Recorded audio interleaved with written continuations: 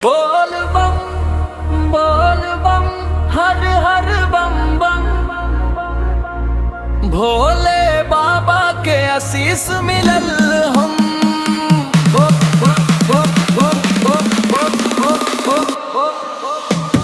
कांधे पर कांवर हाथ में गंगाजल चला देवा घर गावत बम बम।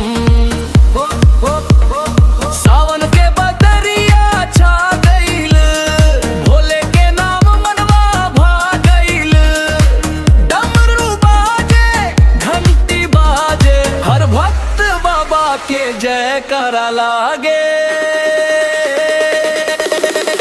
चल रे साथी देर न करा, भोले बाबा बाटे देख तू उधर।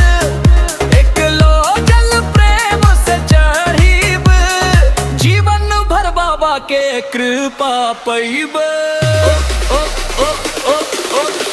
के केसरिया कपड़ा माथे तिलक, भोले के भक्ति लागे अमृत। देवघर धाम के पावन डगर, हर कदम पर मिले बाबा के नजर। ओम नमः शिवाय गूंजे संसार, महादेव करी सबके उद्धार। जय सच्चे मन से शीश नवावे, भोले बाबा होकर भाग जगावे। बोल बम हर हर बम बम बम बम। भोले बाबा के आशीष मिलल हम।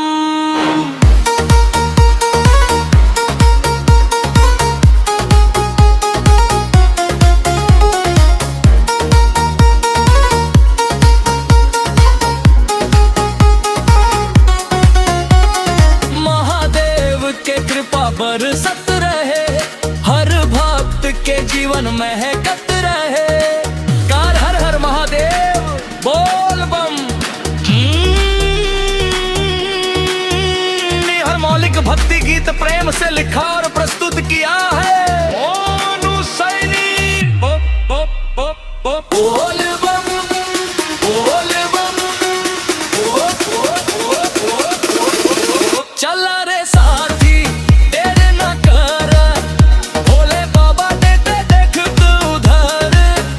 एक लो जल प्रेम से चढ़ीब, जीवन भर बाबा के कृपा पैब।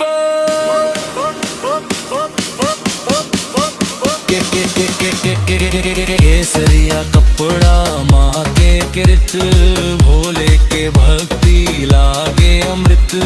देवघर धाम के पावन डगर, हर कदम पर मिले बाबा के नजर।